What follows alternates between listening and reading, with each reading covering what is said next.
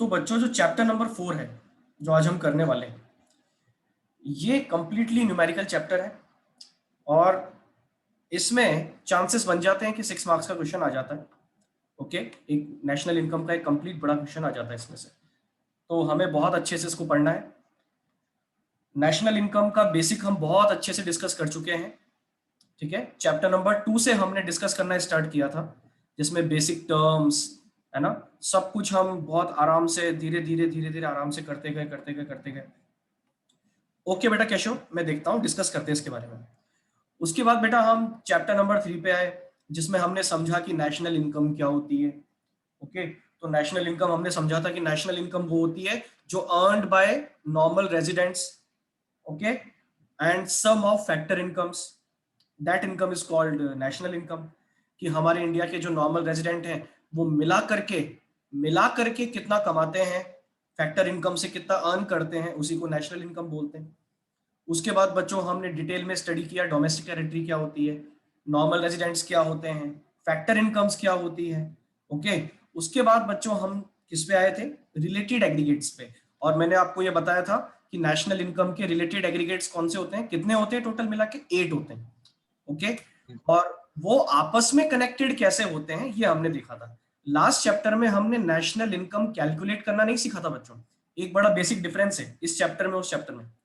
Last chapter में आपने link समझा था कि जितने भी रिलेटेड एग्रीगेट्स हैं वो आपस में एक दूसरे से किस तरह से कनेक्टेड है, और अगर हमें एक एग्रीगेट दिया हो तो क्या हम दूसरा निकाल सकते हैं, ये हम लोगों ने डिस्कस किया था, है ना। लेकिन एक प्रॉपरली जो नेशनल इनकम कैलकुलेट होती है वो हम यहां करने वाले हैं इस चैप्टर में।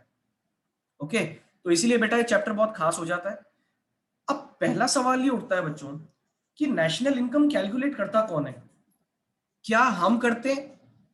नहीं, हम तो ऑब्वियसली पढ़ रहे हैं इसलिए करेंगे अभी, लेकिन नॉर्मली इन प्रैक्टिकलिटी कौन करता है, प्रैक्टिकल लाइफ में करता कौन है ये? तो बेटा ये गवर्नमेंट करती है, गवर्नमेंट का एक ऑर्गेनाइजेशन है, एनएसएसओ, नाम सुना होगा सबने, वो करता है। हम ये पता लगाते हैं कि हमारी पूरी कंट्री की जो इनकम है, नेशनल इनकम जिसको हम कहते हैं, वो कितनी है, हमारी डोमेस्टिक इनकम कितनी है, ओके, हमारा जीडीपी कितना है, ये सब कैलकुलेट किया जाता है। Okay, for academic purposes, for historical purposes, कई सारे रीजन होते हैं जिनकी वजह से, और फॉर फ्यूचर पॉलिसी मेकिंग एक गवर्नमेंट को ये सब डेटा चाहिए होता है। तो गवर्नमेंट ने किसको अपॉइंट किया हुआ है, एनएसएसओ को, और वो ये पूरा काम करती है।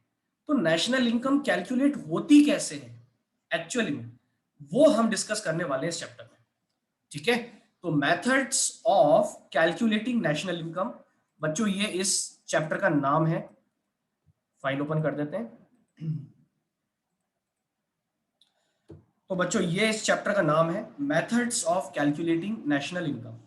अब बच्चों जरा एक बात मुझे सब बताएंगे, चैप्टर नंबर 2 में हम लोगों ने लास्ट टर्म पढ़ी थी सर्कुलर फ्लो ऑफ इनकम, सभी को बहुत अच्छे से याद होगा बच्चों। सर्कुलर फ्लो ऑफ इनकम में मैंने आपको बताया था कि इसमें 3 फेज होते हैं।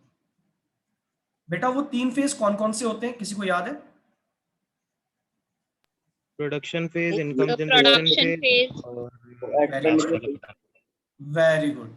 Number 1 production phase, number 2 income generation phase, and number 3 expenditure phase, यही था बच्चों। इन तीनों में से कहीं भी अगर आप हाथ डाल के निकालोगे तो इनकम निकलेगी, क्योंकि ये सर्कुलर फ्लो किसका है, इनकम का। और बेटा वो इनकम क्या सेम निकलेगी, यस और नो?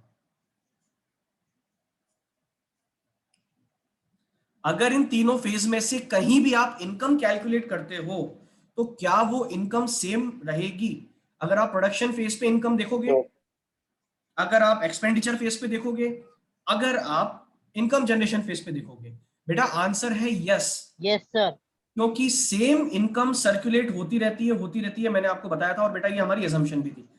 इस सर्कुलर फ्लो से कुछ बाहर नहीं जाता, कुछ अंदर नहीं आता, और अगर होता भी है तो उसको एक्सेप्शंस में पढ़ रहे थे हम लोग, याद होगा तुम्हें, इंजेक्शंस एंड एक और क्या था बोलो, injection and leakage. Very good.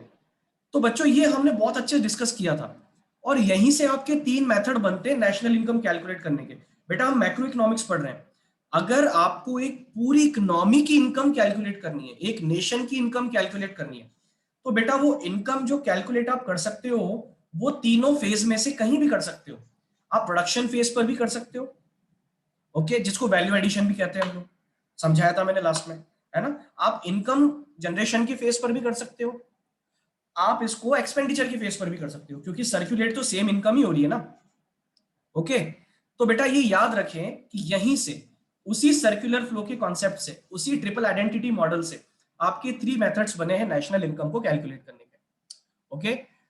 Those 3 methods are number 1 income method, number 2 expenditure method, and number 3 value addition या वैल्यू एडेड मेथड, ओके। ये 3 मेथड होते हैं बच्चों। और जैसा कि तुम्हें नाम से ही समझ में आ जाएगा, इनकम मेथड में हम डायरेक्टली हम कौन से फेज पे बात करेंगे, जो इनकम जनरेशन फेज था, ओके। और बेटा इनकम फेज किसी को याद होगा क्या होता है, बेटा हम जो हाउस होल्ड होते हैं ना, हमारी पूरी कंट्री में जितने भी हाउस होल्ड होते हैं ना, उनको जब फैक्टर इनकम्स होती है, उन्हीं फैक्टर इनकम्स का अगर सम कर दिया जाए तो बेटा वही तो नेशनल इनकम है, और हम यही पढ़ने वाले हैं, ओके। बेटा हमारी जो पूरी इकोनॉमी है, सपोज हमारी जो पूरी कंट्री है, हमारी कंट्री में जितने भी हाउस होल्ड्स हैं बेटा, एक अकाउंटिंग ईयर में उन्होंने टोटल मिला के कितनी फैक्टर इनकम अर्न की है, कितनी फैक्टर इनकम अर्न की है। अच्छा, फैक्टर इनकम अर्न कैसे करते हैं, for providing factor services, okay, for providing factor services, उनको क्या मिलती है, फैक्टर इनकम। तो एक साल में एक कंट्री के हाउस होल्ड्स ने टोटल मिला के कितनी फैक्टर इनकम अर्न की है, उसी को बेटा हम यहां पे इस मेथड में बोलेंगे नेशनल इनकम, ओके। चलो ठीक है सर, इससे भी निकाल सकते हैं नेशनल इनकम, क्या एक्सपेंडिचर से निकाल सकते हैं क्या, अरे बिल्कुल निकाल सकते हैं बेटा। हम ये मानते हैं, सर्कुलर फ्लो पढ़ के आए हैं, कि जितना हम अर्न करते हैं पूरा का पूरा खर्च कर देते हैं, सेविंग नहीं करते। बोलो यस और नो, हमने पढ़ा था या नहीं पढ़ा था, there are no savings in two factor, sir. पढ़ा था हमने। यस तो सर। बेटा यहाँ पे मान के चलो कि अगर आप 100 रुपए कमाते हो तो पूरे 100 रुपए खर्च कर दोगे, तो क्या मैं ये बोल सकता हूं कि 100 रुपीज का जो एक्सपेंडिचर है उसको देख के मैं पता लगा लूं कि हाँ इनकम भी मुझे 100 की हुई होगी, यस और नो। Yes sir. तो यहां से भी यस आप सर। क्या पता लगा सकते हो, इनकम पता लगा सकते हो। इनकम मेथड डायरेक्टली है बेटा, सीधे हाथ से कचौरी खाओगे, आपके पेट में कचौरी जा रही है और वो सीधी है, आपने सीधे हाथ से खाई है। उल्टे हाथ से खाओगे, स्टिल वो कचौरी रहेगी और आपके आपके पेट में ही जाएगी। और अगर कोई तीसरा बंदा आपको कचौरी खिलाएगा तो भी जाएगी तो पेट में कचौरी, है ना। एक सिली एग्जांपल था लेकिन फिर भी समझने के लिए, ये एक डायरेक्ट है, डायरेक्ट मेथड कह सकते हो उसको, कि आप डायरेक्टली इनकम को पकड़ रहे हो और इनकम को पकड़ के आप नेशनल इनकम कैलकुलेट कर रहे हो। बेटा यहाँ पे आप किसको पकड़ रहे हो, एक्सपेंडिचर को, स्टिल वो इनकम ही है, क्यों, क्योंकि खर्च उतना होता होगा जितनी इनकम हुई है हमारे यहाँ पे, ओके। तीसरा बेटा वैल्यू एडिशन मेथड, या फिर इसको ज्यादा बेटर तुम समझ पाओगे अगर मैं बोलूं प्रोडक्शन मेथड। अब बेटा मेरे को बताओ, जितना आप खर्च करते हो उतनी ही तो मार्केट में डिमांड जनरेट होती है, और डिमांड जनरेट होती है जितनी, उतना ही तो हमारे यहाँ प्रोडक्शन होता है। तो क्या मैं ये बोल सकता हूं कि अगर 100 रुपीज का मैंने प्रोडक्शन किया है तो मैं ये मान लूंगा कि 100 रुपीज का ही सामने वाले ने एक्सपेंडिचर किया होगा और वही 100 रुपीज उसने कमाए भी होंगे। बोलो यस और नो। Yes sir. तो बेटा ये 100 रुपीज का प्रोडक्शन देखकर भी तो आप नेशनल इनकम कैलकुलेट कर सकते हो। तो ये बात तुम्हें याद होगा कि मैं 3rd चैप्टर के स्टार्टिंग से तुम्हें समझाता आ रहा हूं कि जब हम अगले चैप्टर में जाएंगे, जब हम मेथड्स पढ़ेंगे, तो बेटा देखने का तरीका अलग अलग है, लेकिन निकल के नेशनल इनकम आएगी। अब तुम्हारे मन में एक सवाल आएगा, सर अगर हम तीनों मेथड से क्वेश्चन को सॉल्व करेंगे तो क्या आंसर अलग अलग आएगा। अब बेटा ये एक थोड़ा सा यहाँ पे एक क्रक्स है, क्यों है, क्योंकि देखो एक मान के चलो एक बात, कि हम ये मैक्रो इकोनॉमिक्स की बात कर रहे हैं, बेटा यहाँ पे इफ एंड बट बहुत सारे होते हैं। तो अगर आप लॉजिकली देखोगे तो तीनों में डिफरेंस आना नहीं चाहिए, लेकिन जब प्रैक्टिकल लाइफ में, जब एनएसएसओ वाकई में बेटा इनकम कैलकुलेट करता है ना, नेशनल इनकम, तो बेटा अगर तीनों मेथड से कैलकुलेट की जाए ना तो आंसर अलग अलग रहता है ना। लेकिन अगर हम लॉजिकली बोलें, थ्योरेटिकली बोलें, जो प्रिंसिपल्स हम पढ़ के आए हैं हमें तो उन पे ध्यान देना है, प्रैक्टिकल लाइफ पे जाके अभी फिलहाल क्या करेंगे।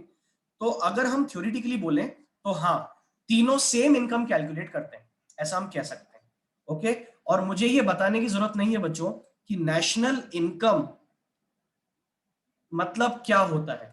नेशनल इनकम को हम कहते हैं एनएनपीएफसी, ओके। और मुझे कौन बताएगा बच्चों डोमेस्टिक इनकम का मतलब क्या होता है? क्या कहते हैं domestic income? NDPFC, NDPF, NDPFC, very good. Okay, तो बच्चों हम पहला मेथड स्टार्ट करने वाले हैं, दैट इज इनकम मेथड।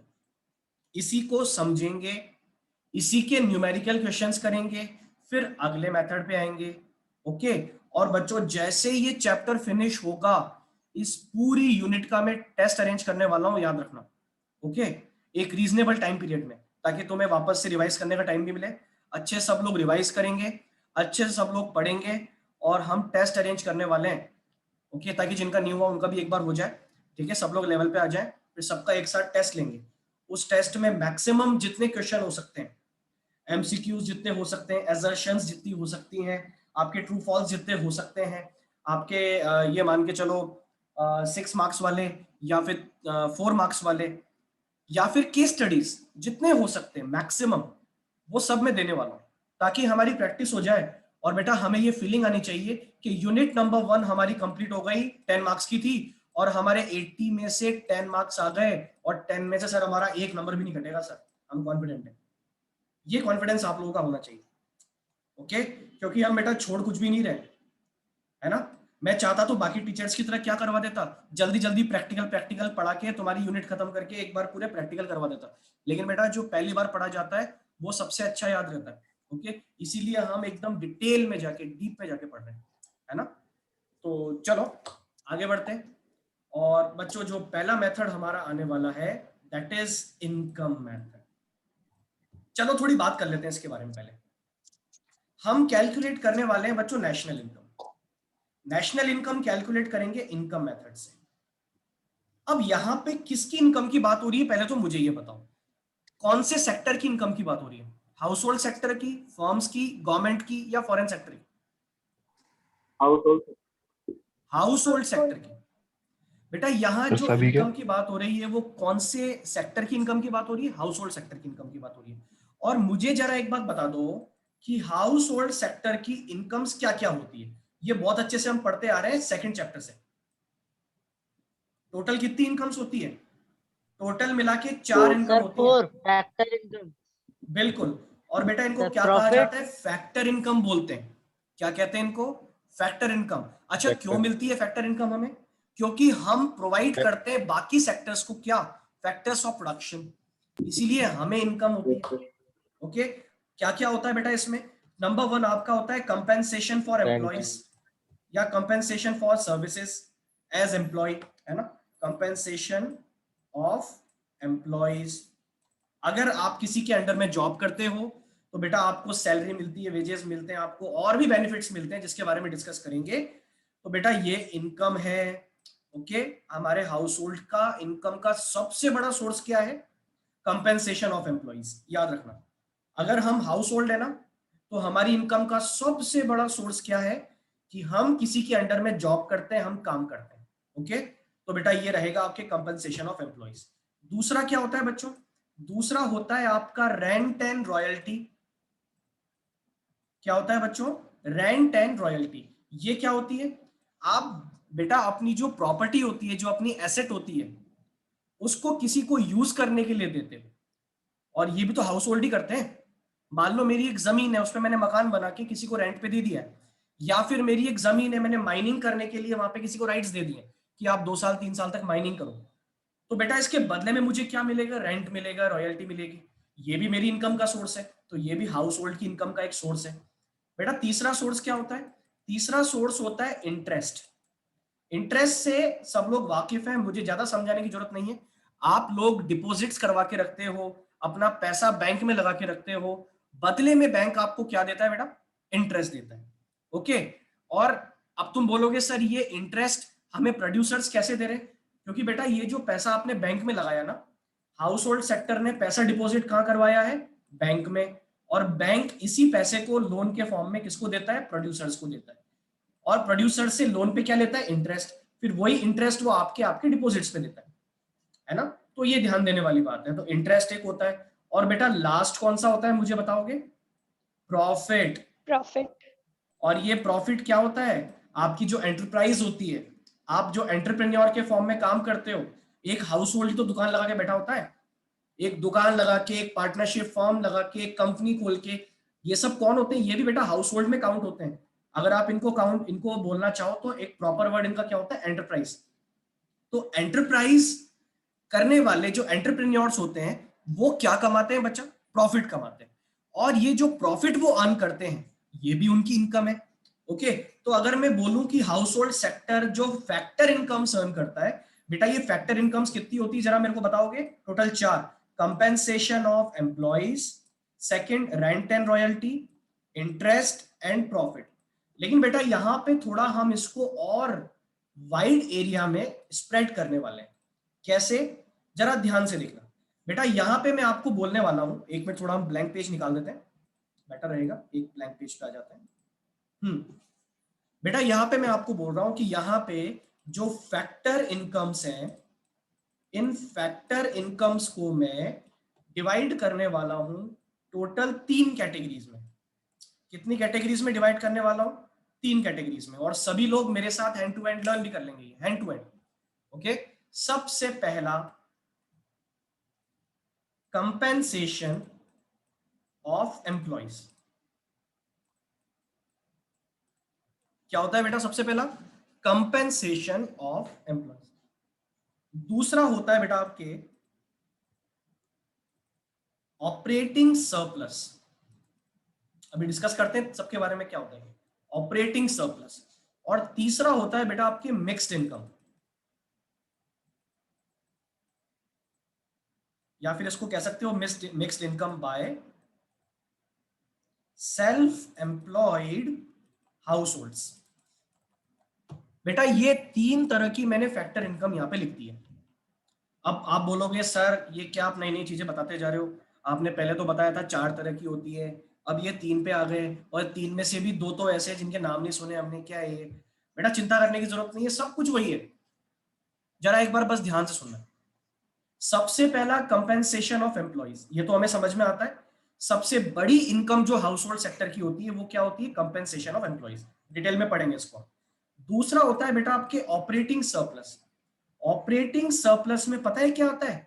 बाकी की 3 चीजें, उन तीनों को मिला करके क्या बोलते हैं बेटा? हम ऑपरेटिंग सरप्लस बोलते हैं। टेक्निकल टर्म है, सबको याद रखना। बाकी 3 चीजें कौन सी होती है बोलो?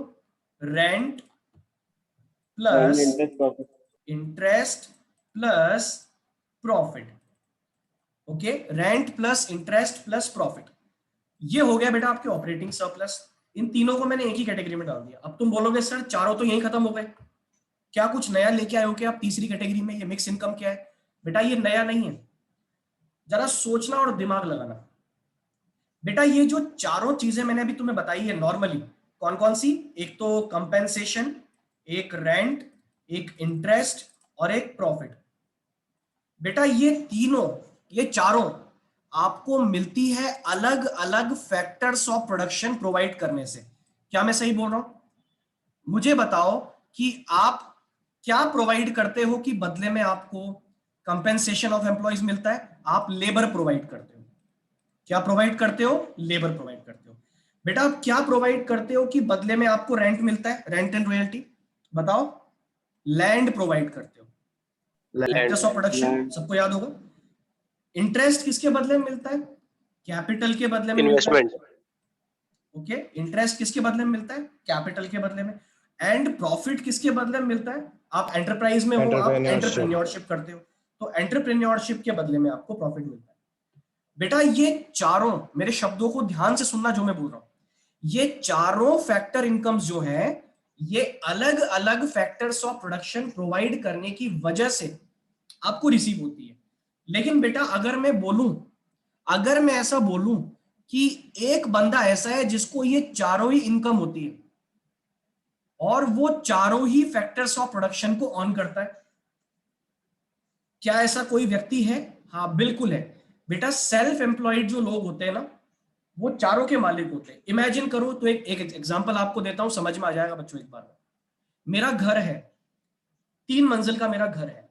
ओके, और मेरा काम अच्छा चलता है, मेरे पास पैसा है। तो मैंने क्या किया हुआ है, मेरे फर्स्ट फ्लोर पे मैंने एक दुकान खोली हुई है। क्या लगा रखी है बच्चों? मैंने एक शॉप लगा रखी है, एक दुकान लगा रखी है।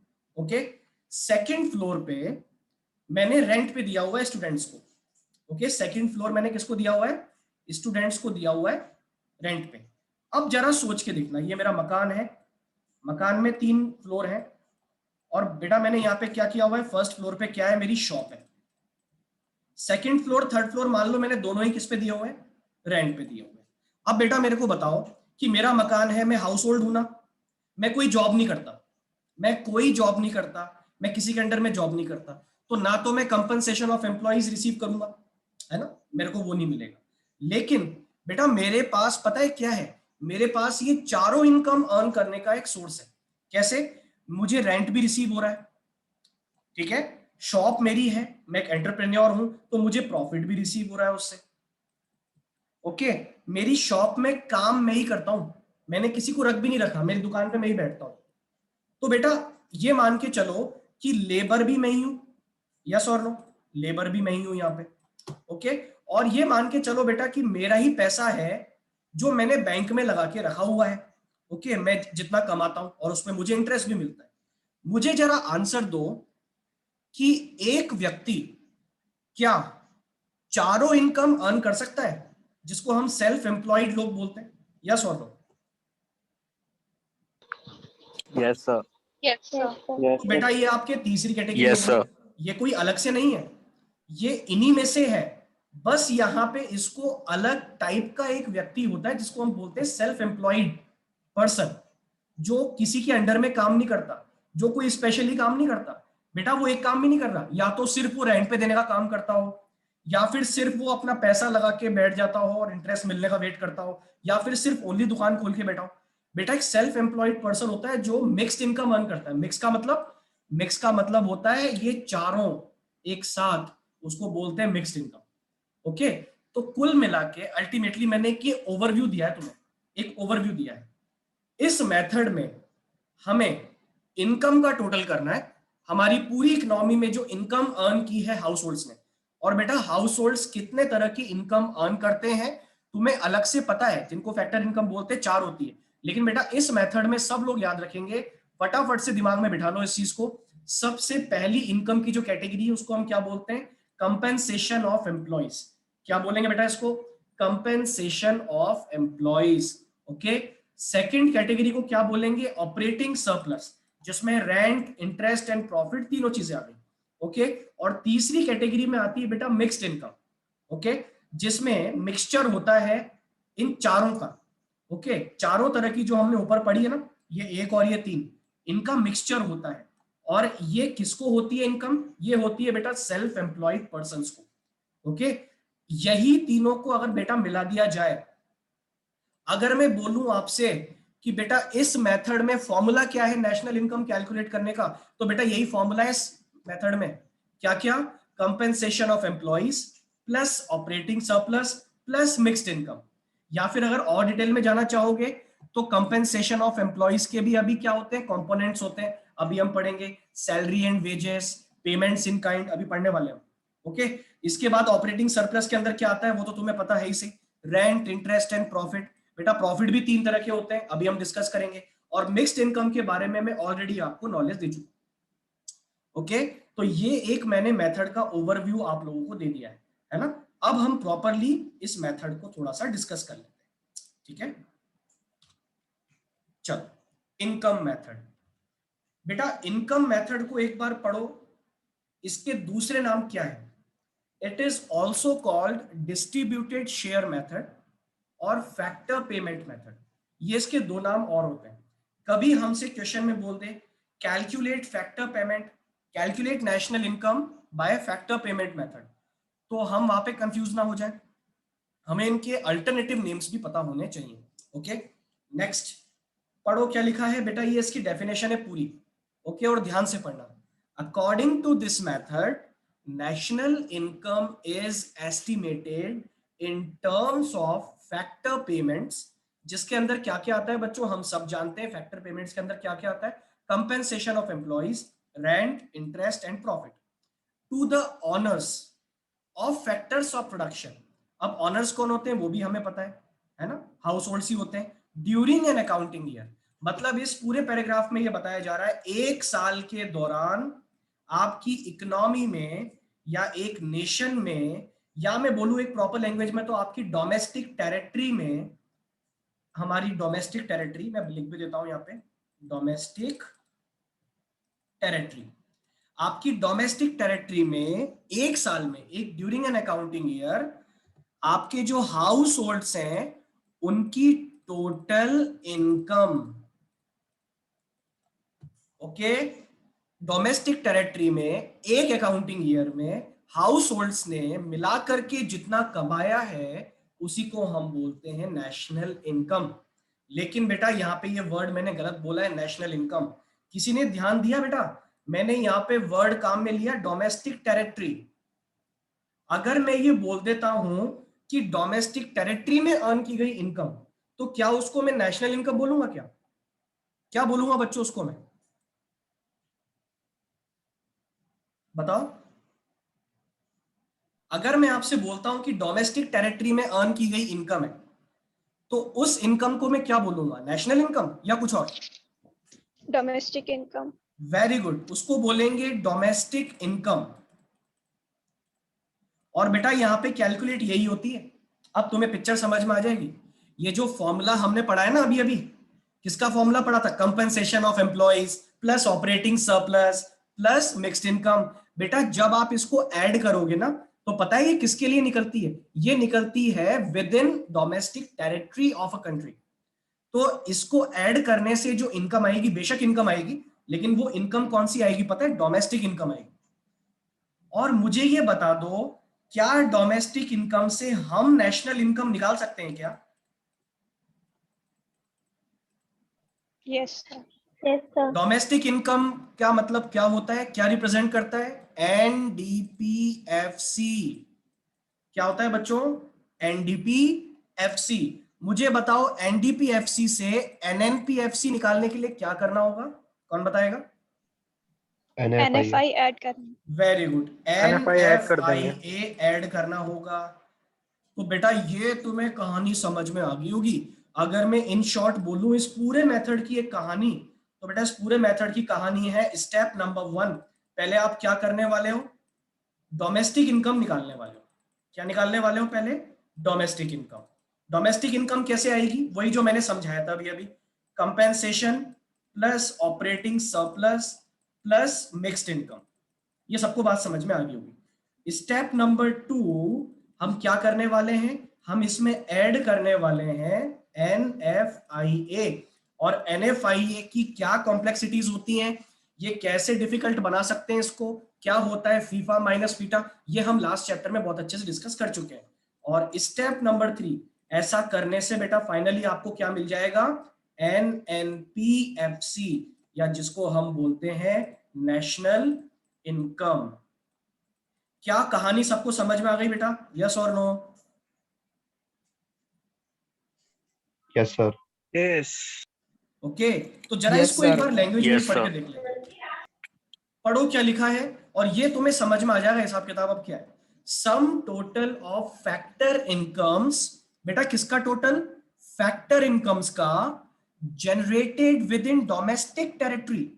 बेटा जो जनरेट हुई है with in domestic territory of a country by the residents और नॉन रेजिडेंट। अब ये तो हमें पता है, अगर डोमेस्टिक टेरिटरी की बात हो गई, क्या हो गया बेटा? Yes sir. अच्छा, वॉइस प्रॉब्लम आ रही है? एक सेकंड। Voice, yes sir, voice problem आ रही है। अच्छा, अब आ रही सबको मेरी आवाज clear? Yes sir. Okay okay okay, Yes, देखना sir. बेटा ध्यान से। Sum Yes, total sir. Of factor income, पहला एस्पेक्ट क्या है डेफिनेशन में? फैक्टर इनकम जो जनरेट हुई है कहां पे? With in domestic territory. और बेटा लास्ट चैप्टर में हम पढ़ के आए हैं, डोमेस्टिक इनकम जो होती है ना, जो डोमेस्टिक टेरिटरी में हुई है, उस वो होती है जो रेजिडेंट ने कमाई हो चाहे नॉन रेजिडेंट ने कमाई हो, फर्क नहीं पड़ता, बस वो कहां पे अर्न होनी चाहिए? डोमेस्टिक टेरिटरी में अर्न होनी चाहिए। Okay, is called domestic income. तो यहां से हम पहले क्या निकालने वाले हैं? Domestic income. फिर इसके बाद क्या होगा? पढ़ो समझ में आ जाएगा। Net factor income from abroad, मतलब कि NFIA is added to domestic income to find national income, मतलब कि NNPFC। जब आप NFIA को इसमें ऐड कर दोगे तो बेटा फाइनली हमें क्या मिल जाएगा? हमें फाइनली नेशनल इनकम मिल जाएगी। ओके, और बेटा जाते जाते मैं एक ग्लिम्स आपको दिखा रहा हूं कल हम क्या करने वाले हैं। बेटा ये एक बहुत इंपॉर्टेंट चार्ट है जो मैं आपको जल्दी से अभी बता देता हूं, जल्दी से। कल इसको हम समझेंगे आराम से बैठ के डिटेल में, और कल ही हम प्रैक्टिकल क्वेश्चंस भी स्टार्ट करेंगे, है ना। तो जरा पढ़ के देखो बेटा, यहाँ पे हम कैलकुलेट क्या करने वाले हैं, डोमेस्टिक इनकम। ये सबको याद रखना है, हमें निकालना यही है पहले। अगर ये आपने निकाल दिया तो इसके बाद तुम्हें पता है इसमें क्या ऐड करेंगे, NFIA ऐड करेंगे, और हमें क्या मिल जाएगा, हमें मिल जाएगा NNPFC।